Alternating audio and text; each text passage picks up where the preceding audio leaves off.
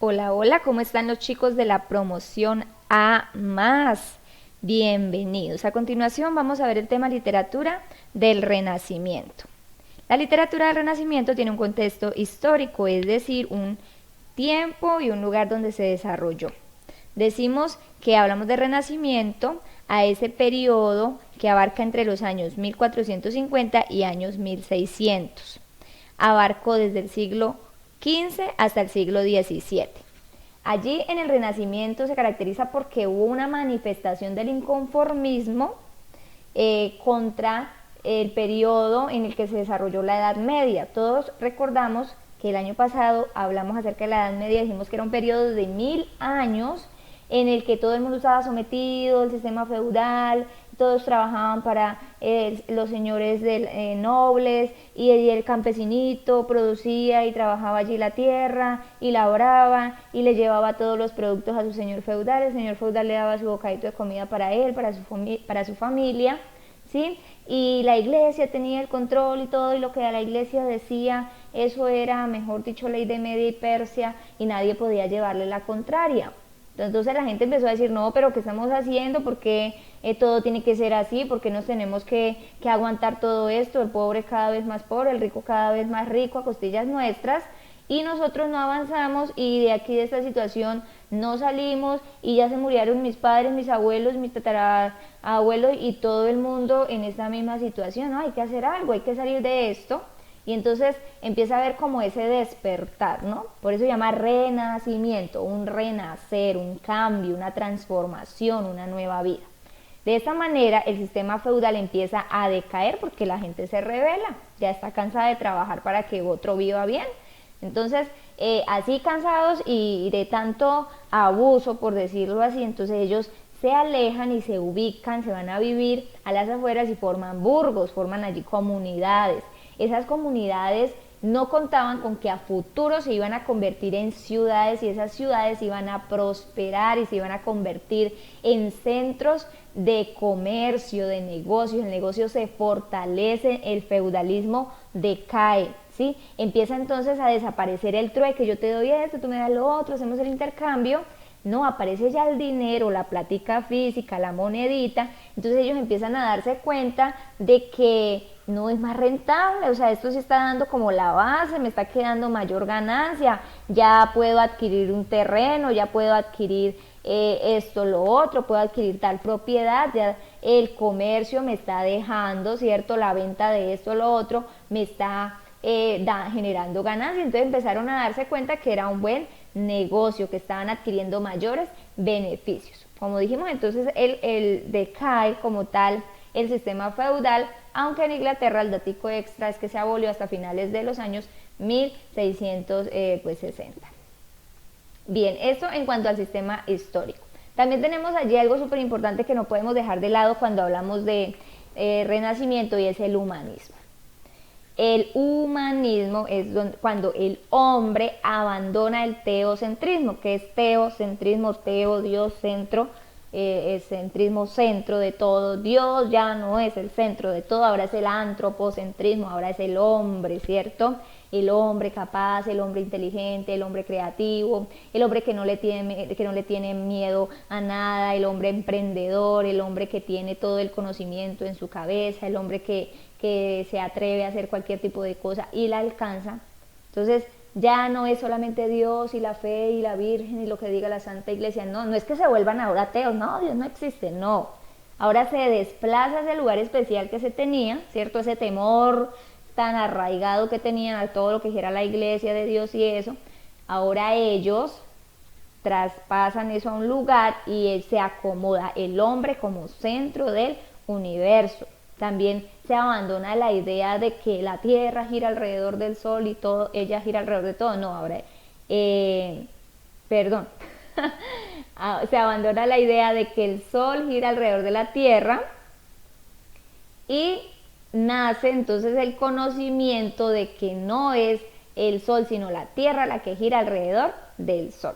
Se da crédito también a la cultura grecolatina, a los clásicos. Recordemos que a principio de año dijimos que la literatura griega y romana se llamó literatura clásica porque es un punto de referencia, la tomaron las otras como un punto de referencia para ser imitada por las demás culturas. Así que los clásicos grecolatinos fueron imitados, ¿verdad? Se empezó a enseñar acerca de su cultura, su filosofía, su forma de pensar, su política, y entonces como estaban tan interesados en aprender de todo ese tipo de cosas que tuviera que ver con la cultura clásica, pues entonces tuvieron que aprender su idioma, ¿verdad? Porque tenían que llegar a profundidad de ese conocimiento, así que empezaron a estudiar griego y latín. Las personas que se encargaron de profundizar en ese conocimiento, de indagar, de averiguar, de consultar, de enriquecerse,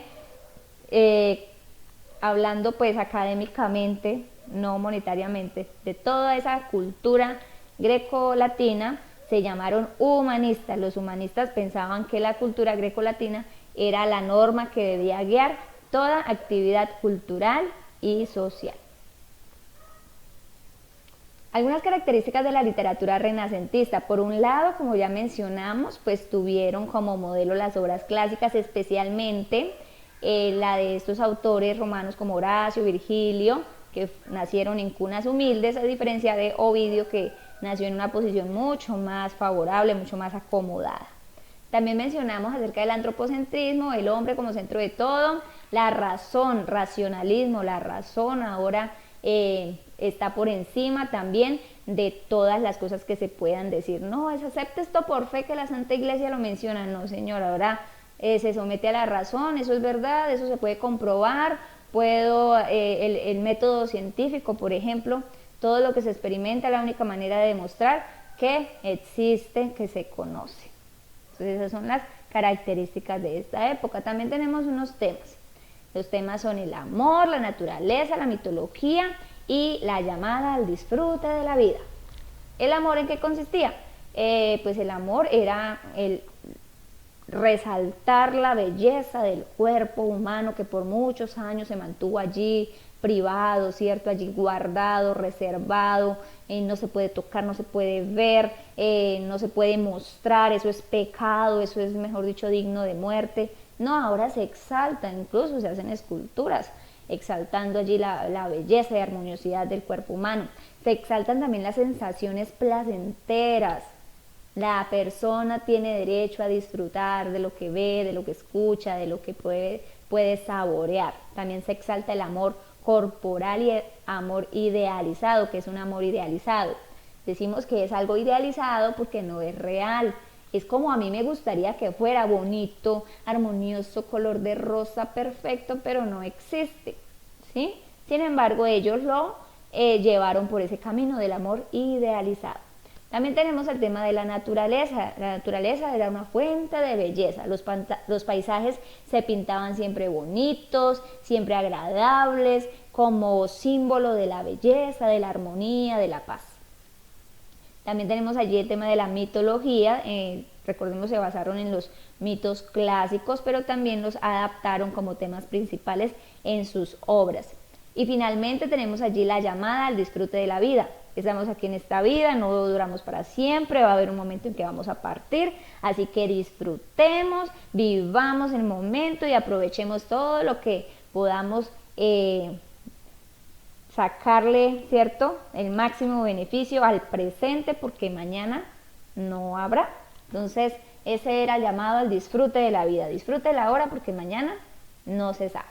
Géneros de la literatura renacentista. Tenemos por un lado la lírica. Sabemos que los géneros son las diferentes maneras de clasificar la literatura de acuerdo a las características que está presente, ¿sí? La literatura puede estar escrita en forma narrativa, como los cuentos, las novelas, las fábulas, los mitos, las leyendas, etc.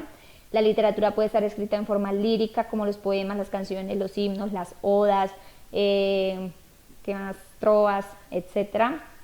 También puede estar escrita en forma dramática, allí tenemos la comedia, la tragedia, el drama, etcétera. Están escritos a manera de diálogo para ser representados. Así que los géneros que se representan aquí en esta época renacentista son específicamente estos tres. Hay representación de la lírica, donde hay imitación nuevamente de las formas clásicas.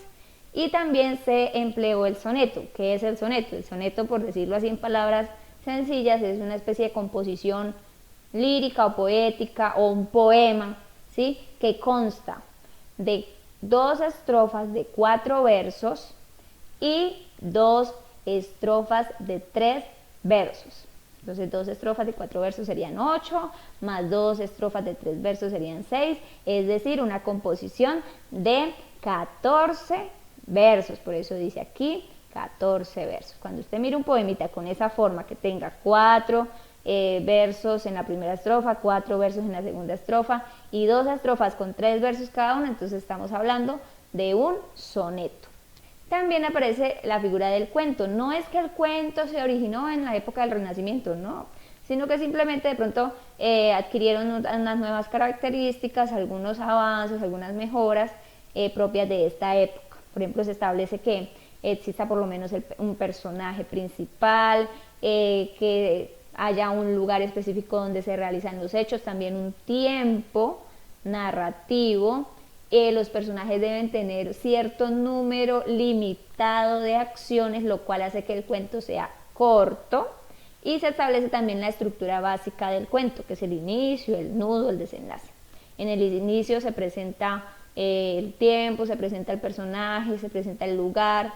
En el nudo allí el conflicto, la parte como más candente, ¿cierto? Allí el problema, la dificultad que va a pasar. Y finalmente está el desenlace, que es el desarrollo o la conclusión, bueno, conclusión no, desarrollo, desenlace, cómo termina la historia, cómo termina el cuento. Está también la novela. Novela significa nuevo, nuevo indica también no clásico. Dijimos que eran imitadores, pero no solamente se dedicaron a imitar, también ellos innovaron, también crearon, también dieron su aporte, ¿sí? Entonces aparece allí la figura de la novela. La novela también puede significar noticia pequeña o narración corta, vulgar y picaresca. Por vulgar no se quiere indicar, que sea grosera y contenga allí cosas que no se pueden decir porque es pecado, no. O sea, vulgar significa de pronto de palabra que viene de vulgo, y vulgo viene de pueblo, y picaresca por el sentido gracioso, cómico del contenido de la novela, como por ejemplo El Lazarillo de Tormes. También tenemos allí la dramática. Durante esta época del Renacimiento surgen los primeros locales urbanos para teatro. Se convierte, mejor dicho, en el super espectáculo donde todo el mundo quiere ir a participar de la obra de teatro, ir a ver allí los actores, todo. Y eso no es solamente un espectáculo para las clases altas, no, cualquiera que tuviera la posibilidad podía asistir y disfrutar de la dramatización.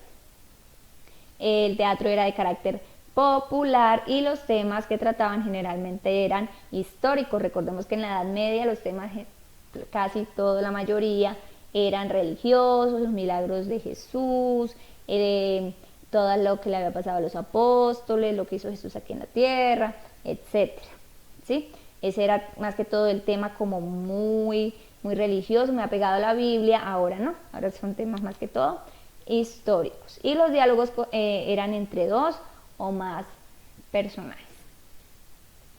Tenemos allí entonces una actividad individual, chicos, ya para terminar. Ustedes saben que pues me gusta darles así los temas como muy específicos, lo más importante. Y el primer puntico es que usted haga con esa información que le acabo de dar. Haga un diagrama, mapa conceptual, mapa de ideas, mapa mental, cuadro sinóptico. Con esta información que yo le di, no vaya y descargue otro de internet, porque pues yo sé qué información le di, así que sé qué información debe colocarme allí en su diagrama. ¿Está bien? Tiene que hacerlo a manito, lo escanea, usted sabe perfectamente cómo hacerlo y me lo envía. El segundo punto es ubique allí su nombre en la siguiente diapositiva. Aquí tendrá un tema, al frente de cada nombre está el tema que le corresponde, tendrá 2 minutos y medio para explicarlo, explique lo más importante, solamente podrá proyectar una imagen.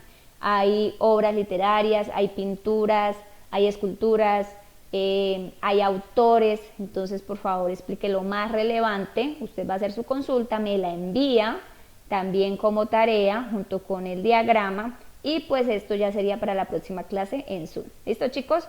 Dios me los bendiga, los quiero mucho, que tengan un muy feliz día.